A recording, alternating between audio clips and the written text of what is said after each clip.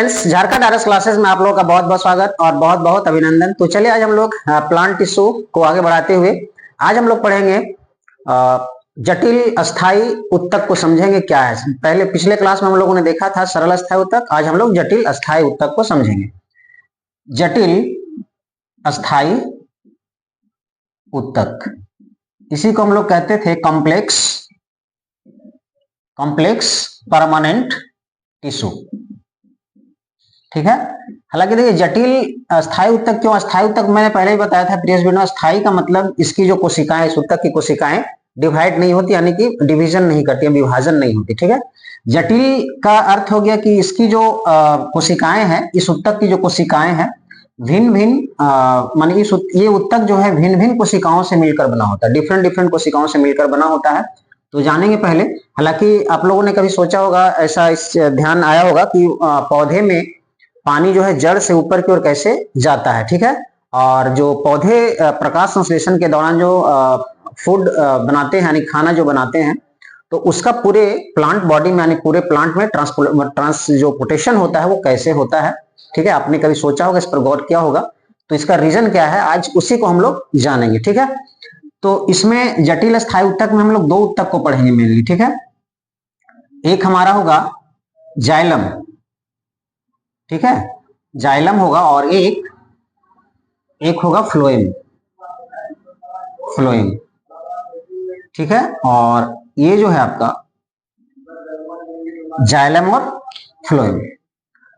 अब देखिए जटिल इसलिए कहेंगे क्योंकि ये जाइलम जो है, यानी कि ये उत्तक जो है भिन्न भिन्न कोशिकाओं से मिलकर बना होता है और सबका अपना अपना अलग अलग काम होता है। एक हमने पढ़ा था सरल अस्थाई, पिछले वीडियो में सरल अस्थाई उत्तक में देखा था हमने क्या कि सरल इसलिए नाम है इसका क्योंकि ये जो उत्तक है ये एक ही प्रकार के कोशिकाओं से मिलकर बना होता है। ठीक है। एक ही प्रकार के कोशिकाओं से मिलकर बना होता है, उनका एक ही कार्य होता है। लेकिन यहाँ आपको देखने को मिलेगा भिन्न भिन्न कोशिकाओं, जैसे जाइलम की ही बात करें तो ये 4 कोशिकाओं से मिलकर बना होता है। ठीक है। जैसे ट्रैकिड्स बोले, ट्रैकिड्स हो गया, फिर वेसेल्स हो गया। उसके बाद हम बात करें यदि तो जाइलम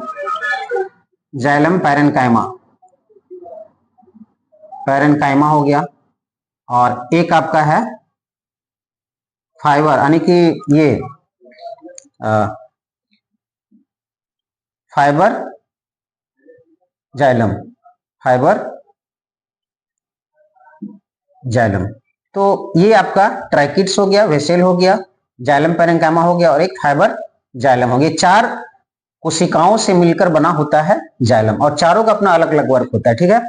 तो जाइलम अब कहाँ होता है, थोड़ा लोकेशन को जान लेंगे हम लोग। ठीक है। जाइलम कहाँ, उसको जानेंगे हम लोग।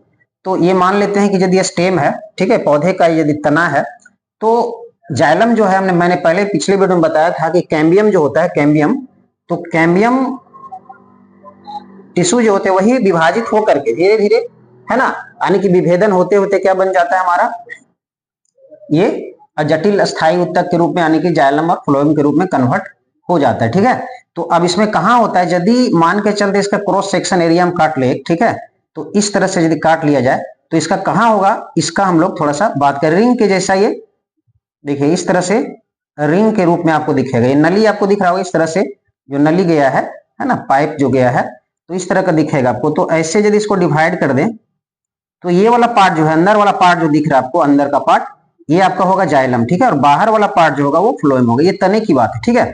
तो यहाँ आप देख रहे होंगे एक ही रेडियस में दोनों है, देख रहे हैं, जाइलम और फ्लोएम।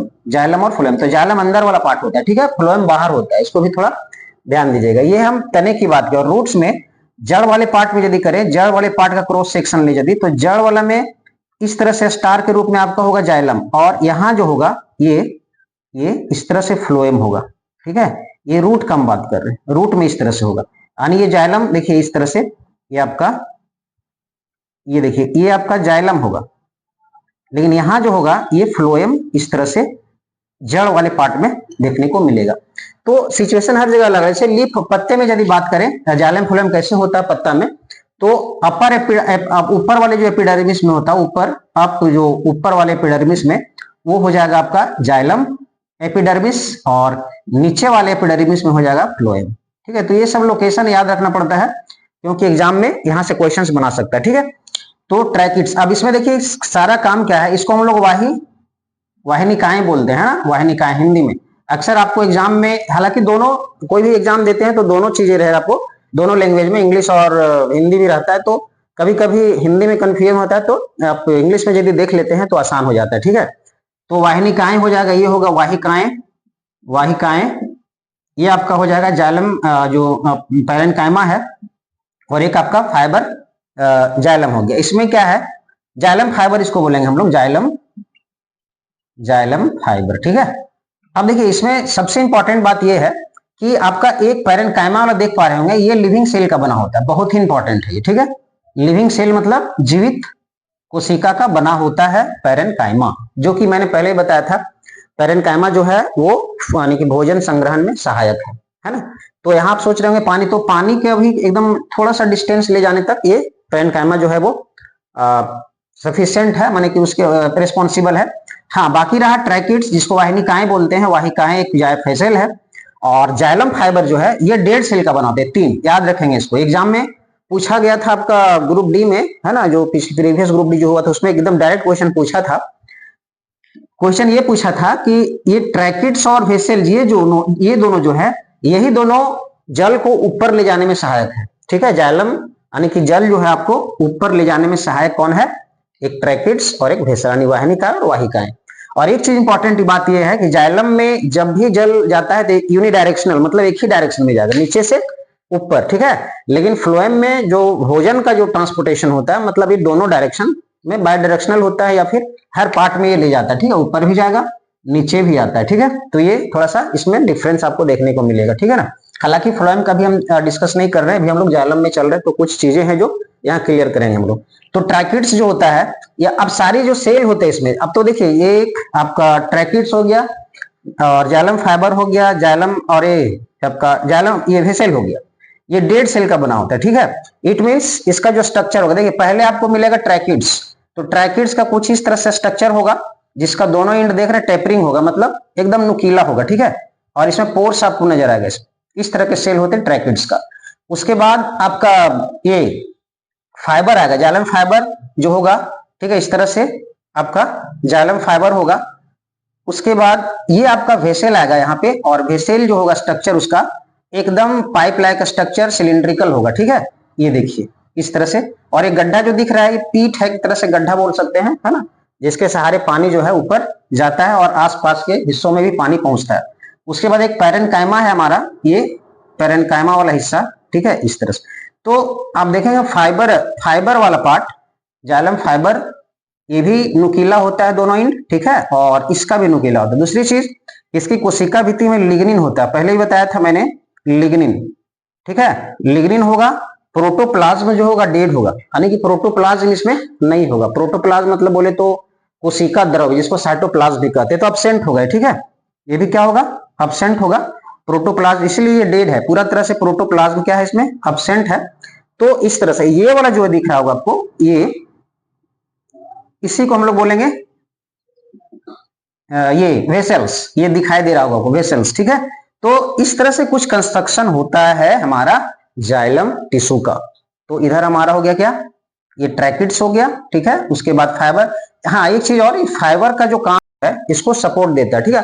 और वेसल में ट्रांसपोर्टेशन जो होता है डायरेक्टली, कहने का मतलब बहुत ही ज्यादा अमाउंट में, और ये पूरा खाली होता है, ठीक है, एकदम एक तरह से ओपनिंग होता है एक तरह से, है ना। क्योंकि ऐसे भी आपको देखिए प्रोटोप्लाज्म यानी कि साइटोप्लाज्म, कोशिका द्रव डेड होता है, यानी कि उसमें साइटोप्लाज्म होता नहीं है, तो पूरी तरह से डेड है वो सेल, तो पूरी तरह से खाली। इस तरह से जो वाटर जो ऊपर ट्रांसपोर्ट होगा बहुत इजिली हो जाएगा। अच्छा एक चीज और इंपॉर्टेंट चीज ये, आपका ये जो वेसल आपको दिख रहा है यहाँ पे, जो वेसल्स की मैंने बात की, वाहिनिकाएं, ये आपका इसमें नहीं होगा, जैसे जिम्नोस्पर्म में नहीं होगा, ठीक है।